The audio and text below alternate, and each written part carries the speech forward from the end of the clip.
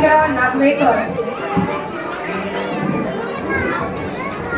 प्रेम सदैव माफी मांगना पसंद करता और अहंकार सदैव माफी सुनना पसंद करता।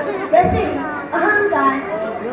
अहंकार के वश में जो भी चला जाता है वो सोचता है कि मैं इतना क्रोधी क्यों हूँ। धन्यवाद। याच्यानंतरचा स्पर्धक आहे कुमार कृष्णा जयकुमार विश्वकर्मा।